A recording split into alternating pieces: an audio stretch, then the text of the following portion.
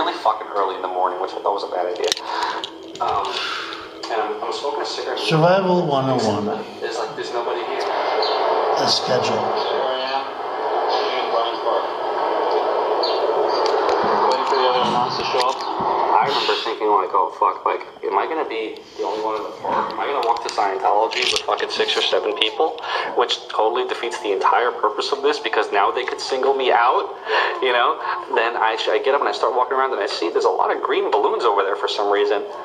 On the other side of the park, there was like fucking 200 people. There was Guy Fawkes masks everywhere, and I'm like, holy shit, this is huge. There's a fucking lot of us. That's pretty good. I had no idea how many Anons there were until we started moving. Shut up. And it just fucking got bigger. I remember walking through Times Square, and everybody in Times Square was an Anon.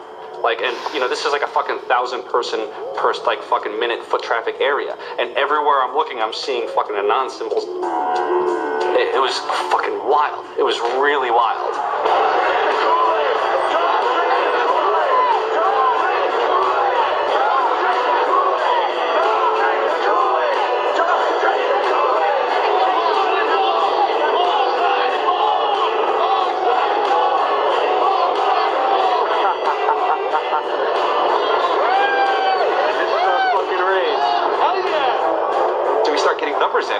And Sydney, we're thinking that it's going to be 50 people. And before 10 a.m., before even time, there's already 50 people there. And there's still streams of people walking down the streets. A couple hours into it, you know, because I didn't go to bed until 1 in the morning, you know, you're looking at Sydney as, wow, there's 250 people in Sydney. The cops are estimating higher than that for their reports. What just happened? Adelaide, Perth, and Melbourne happened. And, you know, over 200 at each of them. We nearly broke 1,000 leaving Australia. Now, the next protest was Tel Aviv, which had actually gotten its first Scientology building right before this. There were Palestinians and Israelis at this protest, both holding their flags. And at one point, they actually switched flags and held up each other's flags and whatnot. It was awesome to see. I call our guy in London, Brennan, and I say, hey, what's going on there? And he's like, did you just get out of bed? I said, yeah, I haven't even turned on the computer. I just figured I'd call you. And he said, we've got 600 people, and the cops are really, really mad at me. All the major cities were having hundreds of people come out. Massive. Clearwater had like 300 people. I don't think anyone beat out LA. I think LA had over 1,000 people. The thing that happened was something completely different, and hundreds and hundreds of people from every city just swarmed the streets. It was kind of overwhelming, a little even scary, but scary in a good way. Soon, you know, we're at around the 10,000 mark, you know, and we were joking the whole time, over 9,000, you know, one of those memes. It was too surreal. It was not believable. You go by what name? We are anonymous. It was very empowering, especially after people saw 1,000 people showing up. This was it. We owned the world at that point. We all met each other. The idea of an Anon is you're fucking alone until you get to 4chan, you know, and then these people all think like you, you know. Then all of a sudden you're not alone. You are with fucking 500 others, you know. They all know the same jokes as you. They all clearly have similar interests as you. Here's your culture. You meet your own people finally. It's perhaps a little surprising. It's not just preteens or teenagers. There's a far more even mix of males and females than you would imagine otherwise. And you know, there were a lot of you know, these so-called, you know, guys who weren't socially good. They were very awkward. They still lived at home at 23, half of them virgins. And I'll tell you, the amount of those people who got laid from these protests happening is in the thousands that would not have for years probably. That's why those protests were so important. It was a chance to finally meet other people that were previously anonymous and unknown, and hence it was the moment of the end of their anonymity. Scientology Scientology, they kind of fought back, so to speak. They posted stuff online. While claiming they are peaceful, in less than 3 weeks, anonymous members made or encouraged 8,139 harassing or threatening phone calls, 3.6 million malicious emails, 141 million hits against church websites, 10 acts of vandalism, 22 bomb threats, and 8 death threats against members and officials of the Church of Scientology. They wanted to find me. They did. They hired PIs. They started taking pictures of us, threatening to sue us. I did the whole low orbit ion cannon stuff, and then pretty much just went about my life after that for, I think it's 6 months, and then the FBI showed up here at my parents' house. A few men got out of the car and took their jackets off and laid their guns on the front seat and came up to ask us if Brian was home and explained that they were the FBI and they were looking for Brian, and I've never been so scared. I did the second most damage, is what Scientology said. I said the second most out of everybody. So I got the maximum for my category, which was 1 year in prison and 1 year supervised release. I think, the way I feel is for what I did was one of the most, lopsided punishments I've ever, read about or heard of. Yeah, I think it's ridiculous, especially the year supervised release where I can't touch a computer for a year. I'm not sure what that's supposed to solve, except make my life difficult. So that computer behind me back there, I could go back to prison if I went over and touched it. I'm very proud of what he did. He stood up for what he believed in. I never would even dream of hurting anybody. This is just not me.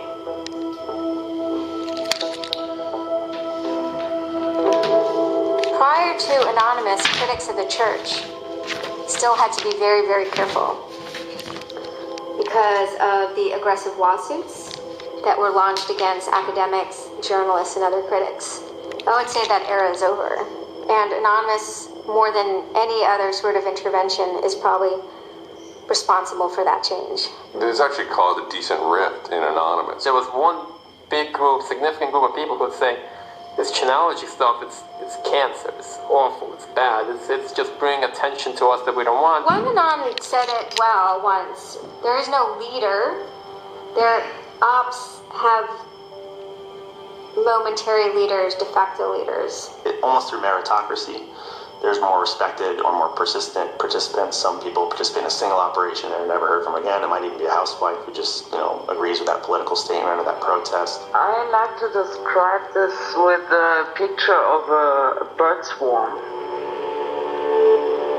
Everybody's flying very, very quiet. Suddenly one bird flies into the other direction and the mass fly into the same direction following that person. It's totally okay to say, I'm sorry, I don't take part. When Chinology was running full force, it was like a kid stretching for the first time and actually seeing the real power. If you had asked me all throughout 2008 and most of 2009, is the politics of Anonymous always going to be sutured and hinged to the Church of Scientology? I would have said yes. And it became unsutured, unhinged, when a different political wing was born in 2010.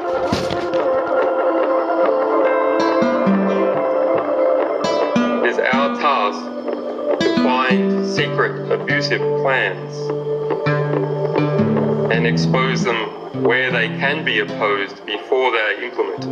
The interesting thing about someone like Assange is that he actually also sprang from a hacker culture. It's a mentality of spreading information. Julian was Mendax. He was the greatest hacker that ever walked the face of the earth when I was a kid. I mean, they rumored he could move satellites around in space by hacking into NASA. I mean, maybe it never happened, but I mean, it was a myth that kept young kids like me wanting to plug a computer into a modem and see if I could move some satellites around. WikiLeaks is an instantiation of the hacker ethos. Truth wants to be free, and we want to liberate it. WikiLeaks released a huge trove of diplomatic cables. There was a lot of controversy from every quarter of society. The WikiLeaks website released nearly 400,000 secret U.S. files on the Iraq War late today. It was the largest leak of classified U.S. files in history. There was one particular moment that really sparked the fire, and this was when PayPal, MasterCard, and Amazon pulled services for WikiLeaks. So all of a sudden there's no way to actually process donations to WikiLeaks. And then people went and found neo-Nazi groups. Visa and MasterCard were perfectly fine with you being able to PayPal being able to make donations to them. But WikiLeaks? No. I think WikiLeaks is doing a good thing. It's just a total hypocrisy. They got their little fucking banking mafia to fuck, WikiLeaks over. People were incredibly angry. And there was a real sense of rage. And those PayPal, they were pissed. The numbers of participants were massive. And they managed over the course of a couple of days to disable the websites of MasterCard and PayPal. It was beautiful. So what you had is people finally stood up for something.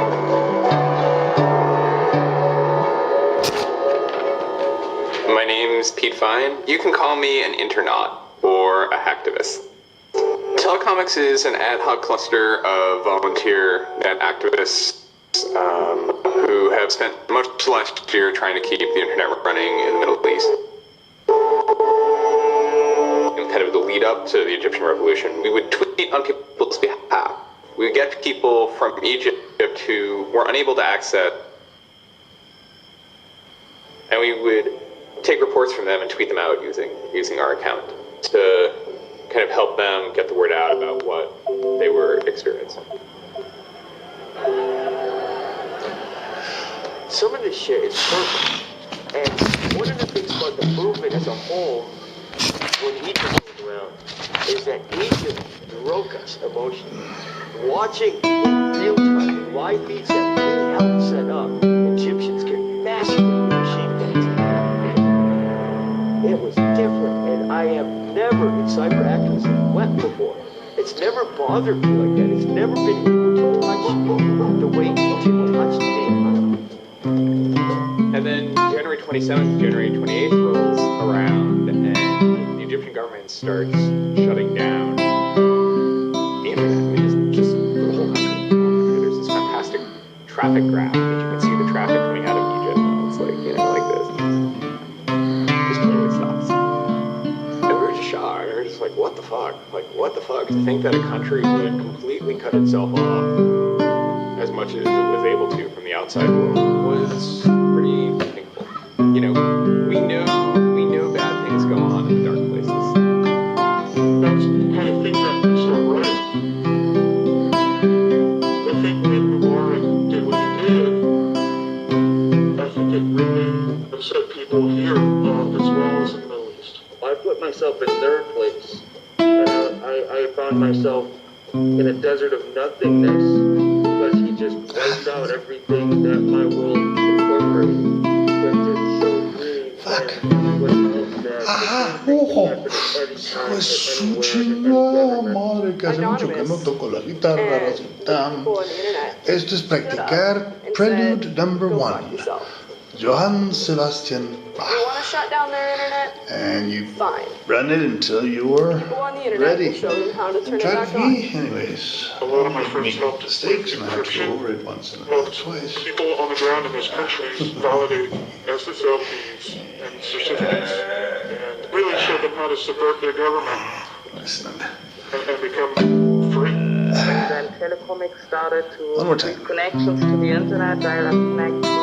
In Egypt, the care package we put together included some kind of comms information, the ham radio and the modem details. In total, we helped coordinate and run about 500 download lines. We also Googled up treatments for tear gas, other kind of basic medical treatment, and found folks who could translate that in Arabic. PDF, PAX.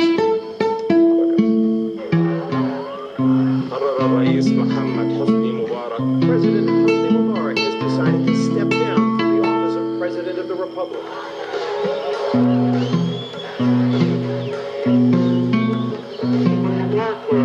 It was a hell yeah.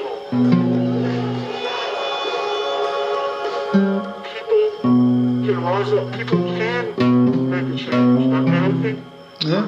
for a lot of people in America, it was the first time they had seen people rise up and take down the government and say, we're sick of this shit. We're sick of the oppression. We're sick of living as slaves to your power. We had Egyptians come thank us as we're doing this stuff. And I said to them, like, look, you guys just get our back if stuff goes down here. It's a revolution that was facilitated by the internet, by Facebook, and by Twitter.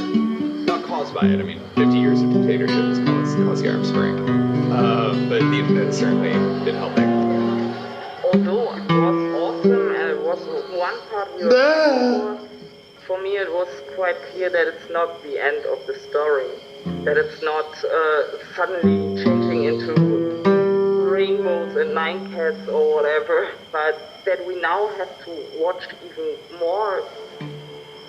Suddenly on February 5th, Financial Times article comes out that we all see. It's quoting this guy named Aaron Barr, who's the CEO of HP Gary Federal, which is an intelligence contractor.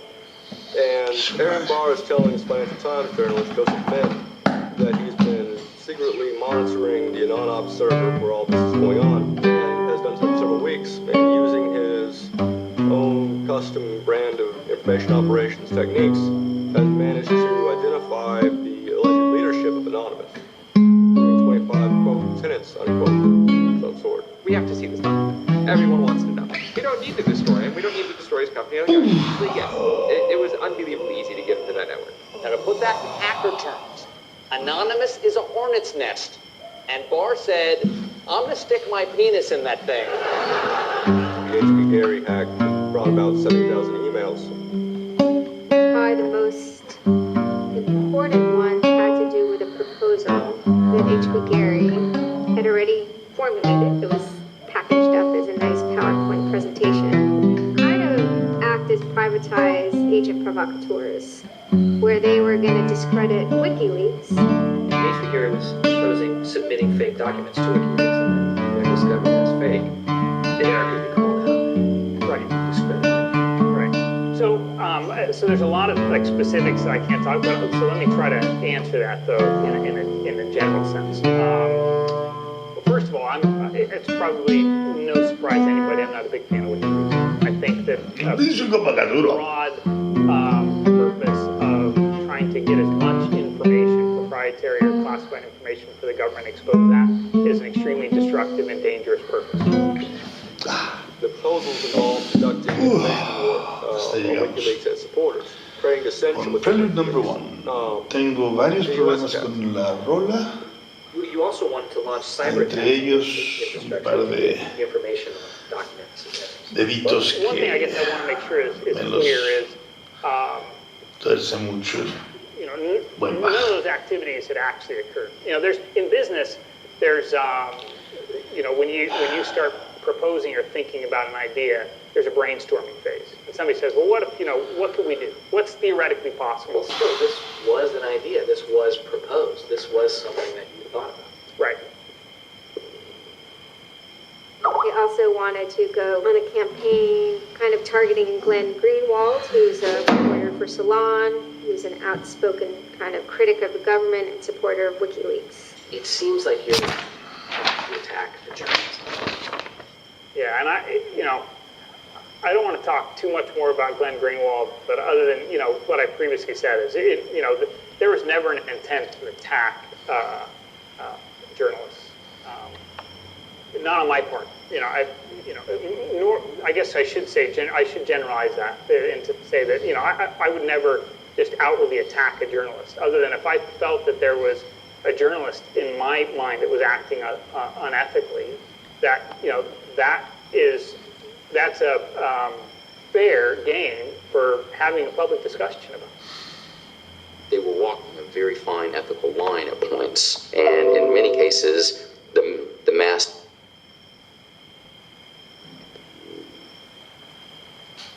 theft of information released to the public, because that's nothing but destructive. If somebody has information that's been stolen from them, and whether or not WikiLeaks encouraged the theft of that, or whether or not it was just put in their lap, still they're threatening to release the information that is the private property of another organization. So your choices are to just allow that to happen, or to try to stop it. How offensive is too offensive? We've certainly seen a lot of strategy coming out of governments across the world now saying, publicly admitting that they need to develop better offensive strategies in cybersecurity, because defense as a whole, it isn't enough. It never is enough. In the court of public opinion, that took H.B. Gary quickly from being a perceived victim to being a perceived villain themselves. It was becoming harder and harder to distinguish the good guys from the bad guys. And then, kind of seemingly out of the blue, there was something by the name LulzSec that sailed into the seas. LulzSec, it's sort of a group, mostly from Anonymous, who, large part of the same people who hacked H.B. Gary. And they decided to form this little group and just carry on operations sort of outside the purview of Anonymous for a while. They hacked whatever they wanted, they released whatever they wanted. It's almost like they had no rules. They just said, this is what we're going to do. We're going to stir up the court. We're going to make some trouble. We're going to make some waves. And they did. The majority of time, the majority of Anons are not doing anything particularly illegal. When they are, a huge number of them try to do that in a very specific political context. For those people, what LulzSec was doing, they were funny, but they were attacking random targets. They were breaking the quasi-rules by attacking media. PBS's Frontline runs a documentary mainly focused on Bradley Manning, the alleged leaker to WikiLeaks. And a lot of Bradley Manning supporters didn't like it. They hacked the website, putting a story that Tupac and Biggie had kind of escaped the world of celebrity fame and attention and retired quietly and discreetly in New Zealand. LulzSec, when they attacked PBS, that gave me the creeps. As a journalist, I'm not too thrilled with the idea of someone judging that we don't like you to write that. We don't like your reporting, so we're going to shut down your website. I'm uncomfortable with that. It could be video. I could be writing something about a group that they didn't like, and I'm happy to talk to them about it, but don't shut my website down. It's about freedom of speech, so the traffic press would be sort of being a bit of a contradiction. So people said, well, you shouldn't do that. And obviously LulzSec had a completely different agenda, so they had no problem. Activism started to become sort of, I would say, almost more nasty, using sort of more no-holds-barred kind of attacks, sort of more vicious attacks. They sort of saw themselves as going out there, breaking into anything, everything, governments, corporations, police departments, largely for the same reasons Anonymous would. They went after Arizona for immigration policy, 50-day run, causing mayhem, havoc, and then ended it. The computer hacking group, Lord Security, has announced its disbanding, saying it had achieved its mission to disrupt government and corporate organizations for fun. I call this whole thing the rise of the chaotic actor. And chaotic could be chaotic good, neutral, or evil. If you go back to the old Dungeons and Dragons shirts. And some people see Anonymous initially, let's stick with Anonymous, as chaotic good. They saw Operation Payback, or they saw attack in Scientology, and they say that's good. It's like Robin Hood, right? Chaotic good, outside of the system, but doing something good. Other people saw Anon as chaotic evil, like the Joker, just want to see the world burn and doing potentially irreparable damage. And the truth is, yes, it's the entire column of chaotic I'm actually a little less concerned about some of the things LulzSec's done, and more concerned about the next generation of LulzSec, the next turn of the crank of who takes it further or is more aggressive. Whoever fights monsters, should see to it they don't themselves become one. Really, as powerful as they seem to be, LulzSec and Anonymous are really small potatoes compared to the bigger operations that are going on that we don't hear about, maybe operations funded by government.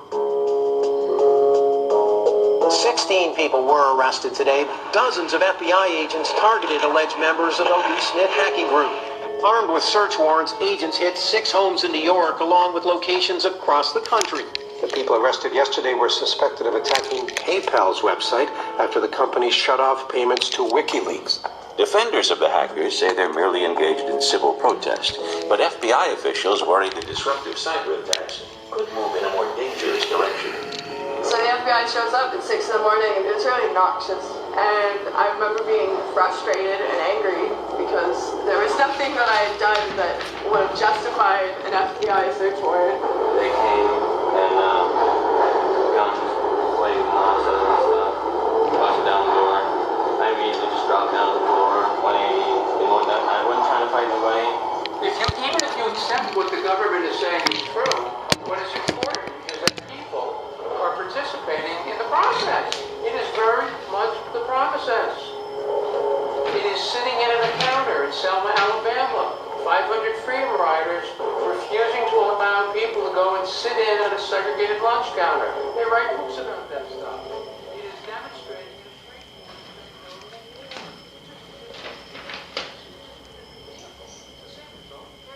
One more time.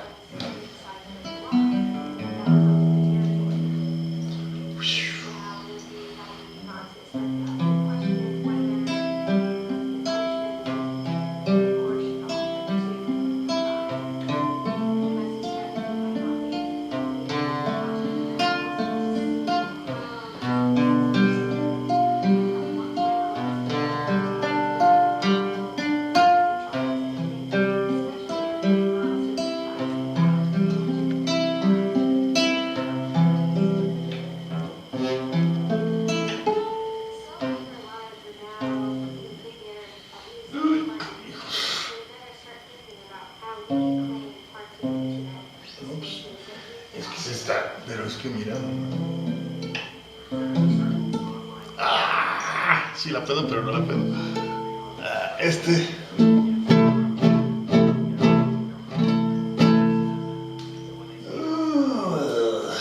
Una barrita aquí.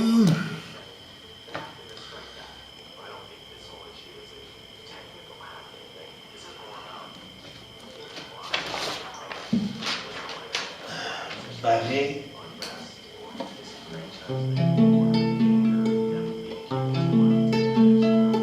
Y luego.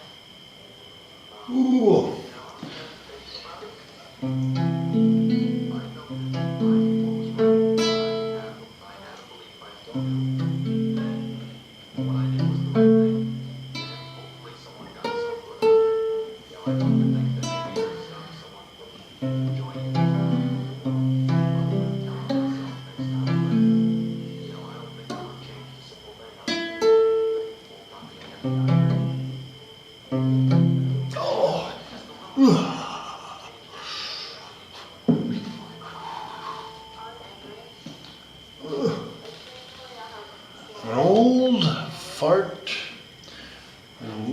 Does enough, not enough exercise, not enough music, too much pornography, and too much weed.